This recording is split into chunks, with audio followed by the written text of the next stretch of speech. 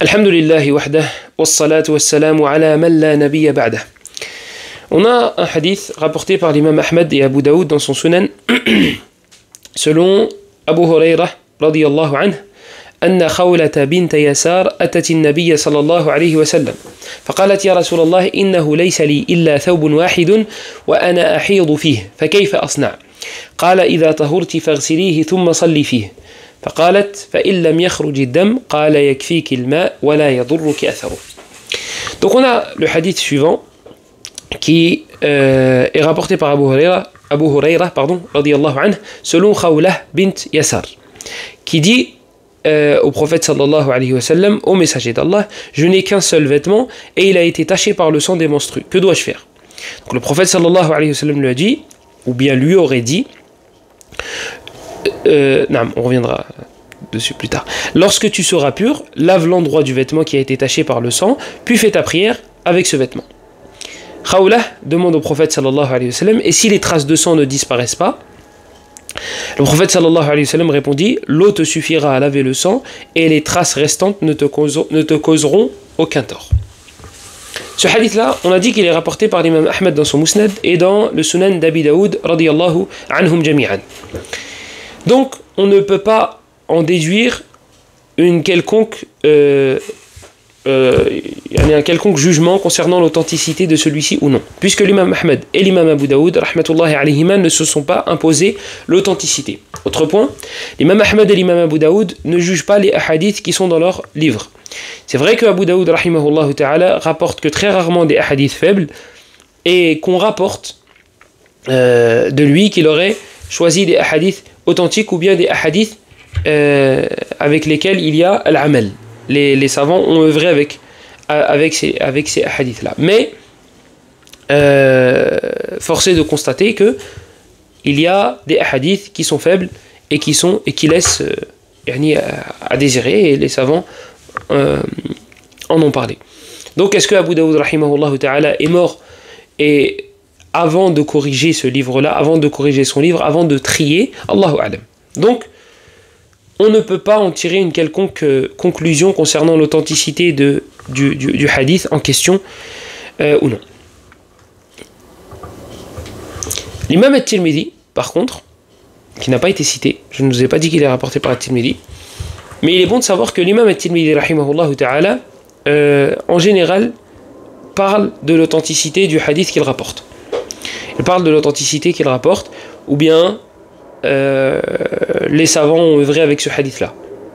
C'est ce qu'il ajoute lui. Ou bien j'ai débattu avec Cheikh Fulan, avec l'imam Al-Bukhari par exemple, ou bien Abu Zur'a, ou bien Darimi, pour savoir si ce hadith-là est authentique ou non. Donc on a une faïda en plus dans Sunan At-Tirmidhi. Nasa'i pareil, Nasa'i rahimahullah, il juge yahkumu ala al-ahadith allati yarwiha. Donc l'imam An-Nasa'i fait des commentaires, soit explicitement, soit implicitement, par rapport à l'authenticité des hadiths qu'il rapporte en général. Pas toujours. Al-Muhim, on ne peut pas dire que ce hadith-là est authentique ou non à travers son takhrij, à travers ses masadir, à travers les livres qui ont rapporté ce hadith-là. Donc on est obligé d'analyser. Le hadith, il est rapporté par Abdullah ibn Lahi'a, selon Yazid ibn Abi Habib, selon Isa ibn Talha, selon Abu Hurairah radiyallahu anhum jami'an. Et on a un problème avec Abdullah ibn Lahi'a. Pourquoi? On trouve dans sa biographie que ses livres ont été, que sa mektaba a été brûlée. Et que donc du coup, il s'est mis à citer des hadiths par cœur. Il a essayé en tout cas, et il se trompait parfois, et parfois il avait bon. Donc il y avait un mélange. Comment faire pour différencier le bon du mauvais, le vrai du faux? Et les savants ont dit que Abdullah ibn Lahi'a n'était pas apte à citer la parole du prophète sallallahu alayhi wa sallam par cœur. Il faut se mettre à sa place. Lui, il n'avait pas prévu que ses livres allaient brûler.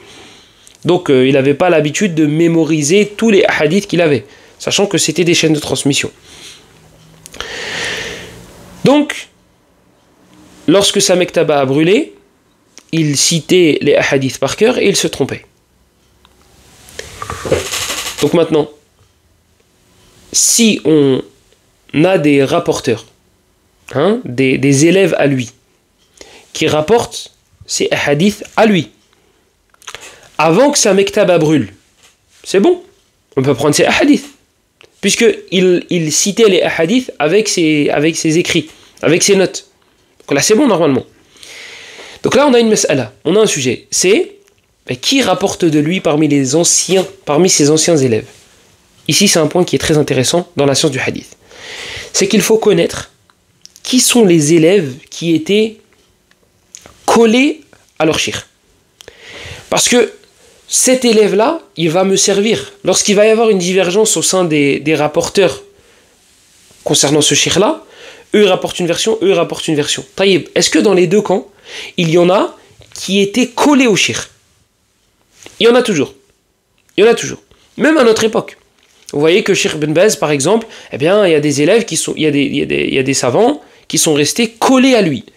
Il y a Abdelaziz Al-Sadhan, plus que lui. Abdelaziz Al-Radihi, plus que Abdurrahman Al-Barrak. Rahmatullahi alayhim jami'an. Hafizallahu al-ahya minhum.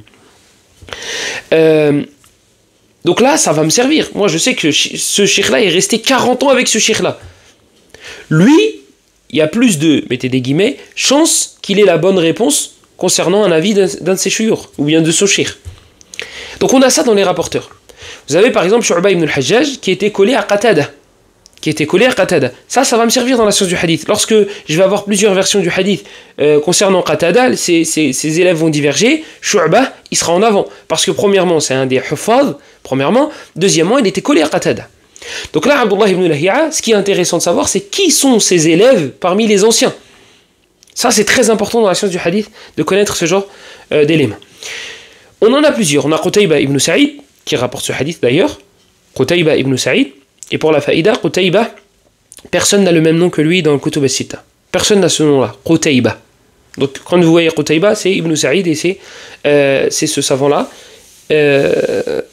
Et c'est, deuxième faïda, c'est le premier professeur de qui rapporte An-Nasa'i dans son Sunan. Le premier de qui rapporte An-Nasa'i dans son Sunan, c'est Qutayba ibn Sa'id. Et il rapporte énormément de Qutayba ibn Sa'id. On a, donc Qutayba, il fait partie des anciens rapporteurs d'Abdullah ibn Lahi'a. C'était une des personnes qui a été collée à Abdullah. Donc, lui, on va prendre en considération sa version. On a les Abadila. Les Abadila, c'est ceux qui s'appellent Abdullah. Donc vous avez Abdullah ibn al-Mubarak, qui était un des élèves de Abdullah ibn Lahi'a. Vous avez Abdullah ibn Wahb. Vous avez Abdullah ibn Yazid. Et vous avez Abdullah, un quatrième que j'ai oublié. Abdullah ibn al-Mubarak, Abdullah ibn Wahb, Abdullah ibn Yazid, Abdullah ibn Maslama, Al-Qa'nabi. Il me semble que c'est lui le quatrième, et c'est le premier de qui rapporte Abu Daoud, dans son Sunan. Il me semble. À prendre avec des pincettes, mais je suis quasi sûr. Taïb. Quand vous faites des liens comme ça avec les rapporteurs, vous tissez des liens, vous aurez moins de chances, encore une fois, mettez des guillemets, d'oublier ce rapporteur-là. Plus vous allez apprendre à le connaître et à le côtoyer et faire des liens avec il a fait ça, il a fait ça, il a fait ça, moins vous aurez de chances d'oublier. Donc c'est pour ça que je cite, voilà, c'est le premier de qui a rapporté Fulan. Et Fulan, c'est le premier de qui l'a rapporté. Par exemple, dans Sunan ibn Majah et dans Sahih Muslim, c'est Abu Bakr ibn Abi Shayba. Pareil, vous allez faire des liens, Abu Bakr ibn Abi Shayba, avec d'autres éléments le concernant. Al-Humaydi, le premier de qui rapporte l'imam al-Bukhari, Abdullah ibn Zubayr, Al-Humaydi. Al-Makki. Parenthèse dans des parenthèses, je me perds. Donc ça, c'est les anciens rapporteurs de Abdullah ibn Lahi'a. Du coup, ils ont rapporté de lui avant que sa mektaba brûle. Est-ce que je peux prendre les hadiths de Abdullah ibn Lahi'a du coup? Alors, les savants concernant Abdullah ibn Lahi'a, rahimahullah ta'ala, disent que il était faible même avant l'irtilat, même avant de s'en mêler les pinceaux, même avant de se mélanger, même avant que sa mektaba brûle. Et comme Nasa'i, comme Ad-Daraqutni et d'autres. Mais j'aimerais attirer l'attention sur l'imam Ahmed. L'imam Ahmed, rahimahullah, lorsque vous lisez ce qu'il dit sur Abdullah ibn Lahi'a, Ne vous empressez pas. C'est la leçon qu'il faut en tirer. C'est que si toi tu lis une ligne, d'accord, tu lis une ligne, et cette ligne-là va dans le sens de Abdullah ibn Lahi'a, yuktabu hadithu. On écrit son hadith. Toi tu vas dire, c'est moi, Abdullah ibn Lahi'a, l'imam Ahmad il a dit on écrit son hadith. Mais fini. Ne t'empresse surtout pas. Déjà, premièrement, finis les paroles de l'imam Ahmed, les différentes paroles. Donc Abu Daoud as-Sijistani, par exemple, il rapporte de l'imam Ahmed qu'il a dit ça concernant Abdullah ibn Lahi'a. Mais d'autres rapportent que l'imam Ahmed a dit ça aussi. Et peut-être même Abu Daoud rapporte que l'imam Ahmed a dit ça. Donc, il t'a dit, on écrit son hadith. Il te dit, l'imam Ahmed rapporte dans son Musnad de Abdullah ibn Lahi'a. Il en rapporte beaucoup des hadiths. Taïb, est-ce que ça sous-entend que l'imam Ahmed authentifie les hadiths de Abdullah ibn Lahi'a? Va plus loin. Va plus loin, ne t'empresse pas. Va plus loin. Pareil, si tu lis Ibn Hajar, rahimahullah, lorsqu'il fait les biographies des rouat, il se peut qu'Ibn Hajar te cite une partie et ne va pas tout te citer. Donc retourne à la source. Va voir ce que Al-Mizzi, par exemple, dit, ou bien Al-Maqdisi, par exemple. Tu auras le contexte. Pourquoi là, ils ont dit, certains, qu'il était bon? Est-ce que c'était dans un domaine, par exemple dans le qada, dans tout ce qui est en rapport avec le jugement? Donc il parlait peut-être dans un domaine, peut-être qu'il parlait d'une période de sa vie. Tout ça, tu vas le savoir selon le contexte. Et pour avoir le contexte, il te faut tout le contenu. Il te faut le long texte. Oui, c'est vrai, c'est long, mais c'est comme ça. Tu fais les choses bien. Si tu veux les faire, tu les fais bien. Donc Abdullah ibn Lahi'a, quand on regarde ce que dit l'imam Ahmed le concernant, on en arrive à la khulasa suivante, à la conclusion suivante. C'est que son hadith, premièrement, avant que sa mektaba brûle, ça concerne premièrement avant que sa mektaba brûle, on peut le prendre en considération si la yatafarradu bih, si il n'est pas le seul à rapporter cette information-là. Donc lui, il va me rapporter l'info. Ok, attends, je vais regarder si d'autres rapporteurs, d'autres personnes que toi me rapportent la même info. S'il n'y a que toi qui me rapporte une info, je ne vais pas la prendre en considération. Donc, yuktabu hadithu. Lorsque d'autres rapportent la même chose que toi. Lorsque d'autres ne rapportent pas quelque chose qui contredit ce que toi tu me rapportes. Là, d'accord. Mais si il me rapporte une chose que personne d'autre rapporte, je ne vais pas le prendre. Je ne vais pas le prendre. Même si c'est avant que sa mektaba brûle. Autre chose, par rapport au fait que la mektaba brûle, etc., etc., on ne sait jamais, tu peux te faire voler, tu peux, encore pire si tu es en France, on peut te saisir tes livres parce que il n'y a même plus besoin de citer le parce que aujourd'hui. Tu peux prendre en photo, parce que, d'accord, Fath al-Bari, ils te l'ont pris par exemple. Ah, c'est pas grave, je rachète Fath al-Bari. Oui, mais sauf que si moi j'ai lu Fath al-Bari, je me suis fait mon propre sommaire. Les choses qui m'ont plu dans Fath al-Bari sont réunies là. Je l'ai lu en 2 ans ou 3 ans. D'accord? Tous les bénéfices, toutes les leçons que j'ai tirées de Fath al-Bari sont là dans un papier avec le numéro des pages, etc., etc. Moi, si demain je dois racheter Fath al-Bari parce que Nas'Allah al-Afiya, quelqu'un me le prend ou là, quelque chose comme ça, je vais devoir le relire pour retirer les leçons que j'ai. Taïb, vous m'avez compris. Et peut-être même que je serai endormi et je ne vais pas tirer les mêmes points que j'avais tiré la première fois. C'est simple, Akhi. Prends en photo. Prends en photo la maison d'édition de ton livre, prends en photo ton sommaire, ou tes sommaires. Mieux encore, tu vas plus loin. Tu as vu, quand toi tu t'es fait ton propre sommaire, et tu as mis page 12, voire page 12, voire page 15, voire page 17. Toutes ces pages-là, 15, 17, etc., prends-les en photo. Prends-les en photo. Ça va te demander un petit peu de temps.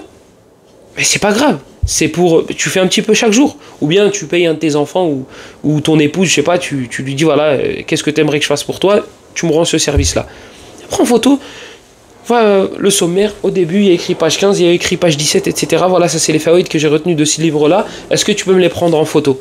Et Harry, tu auras tous les livres que tu auras lus dans ton livre, mais juste avec les pages qui t'intéressent, les fawaïd qui t'intéressent, avec le sommaire, etc. Donc ton téléphone, ce sera ta mektaba.